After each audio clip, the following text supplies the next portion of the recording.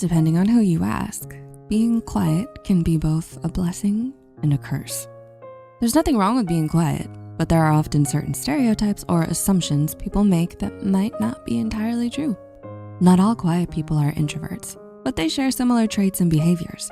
So whether you feel like you know frighteningly little about your quiet friend or are a quiet person and wanna know more, here are 5 psychological facts about quiet people. If you need to be heard, talk to a quiet friend. When opening up to someone, you probably don't want that person to make it all about themselves or interrupt and make assumptions. The ideal listener is someone who can calmly hear you, collect their thoughts, and only give advice when it's wanted or needed. There's a lot that goes into being a good listener, but quiet people have a head start naturally preferring to be quiet longer.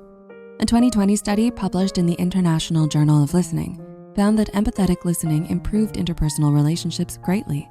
The study teaches us that when someone uses empathetic listening, it boosts our satisfaction and relational quality.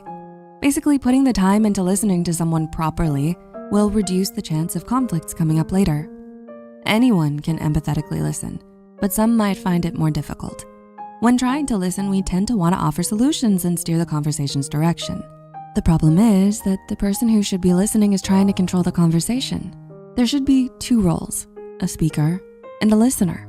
Quiet people are able to put aside their thoughts and often accept the role of the listener for as long as they have to. Quiet people as leaders. There are definitely introverted leaders out there. Film directors, CEOs, and retail managers can all be successful leaders while being introverts.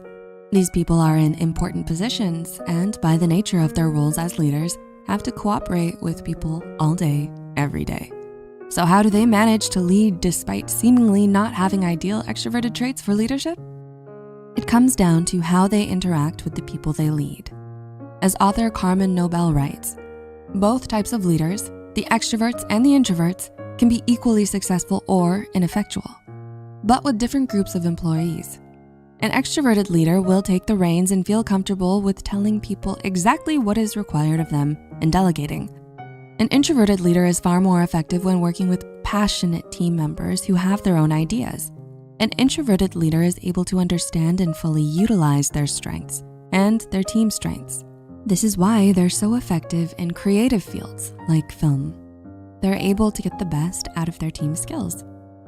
Being quiet doesn't equal depressed. It's true that introverts and quiet or reclusive people are more likely to be depressed. The idea of extroverts being extremely happy and introverts being less happy is not entirely false, but might be a little exaggerated. In the Handbook of Solitude, there is a chapter on introversion, solitude, and subjective well-being that examines the differences between introverts and extroverts with regards to happiness. Extroverted people can try to cope with their depression in ways that suit them, such as going out often and constantly being busy with people. On the other hand, introverts might show more stereotypical signs of depression just by being themselves.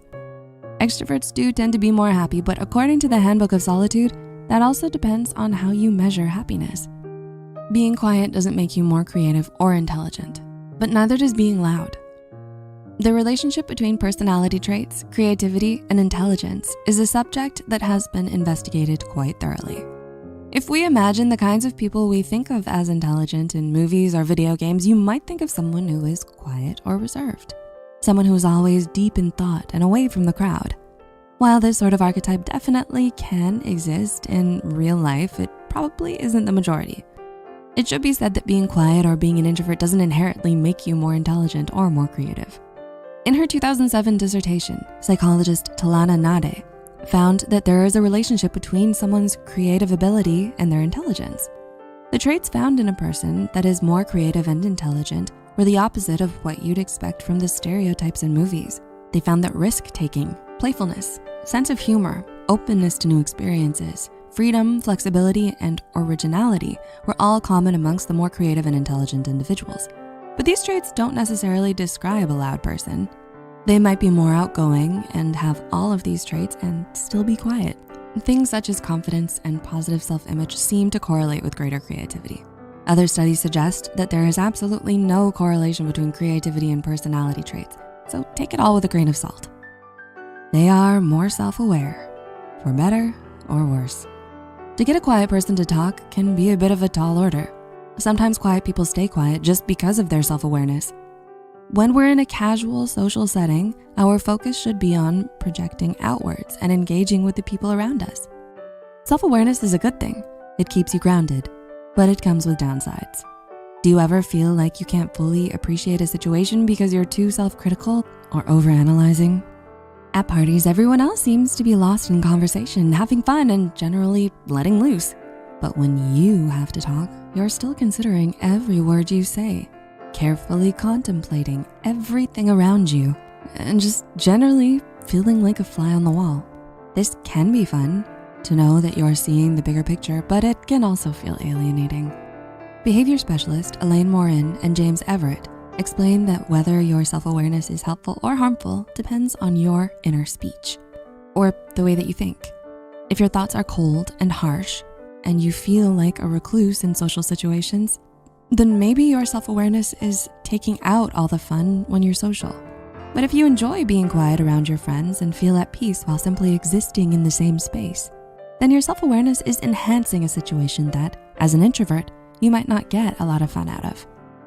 So, what did we learn about quiet people? You can trust them to listen, and they can be capable leaders. They aren't quiet because they're depressed. They aren't more intelligent just because they're quiet, but they are more self-aware. Most importantly, don't underestimate quiet people. If you are a quiet person, let us know if you relate to any of these. And if you have a quiet friend, share this video with them.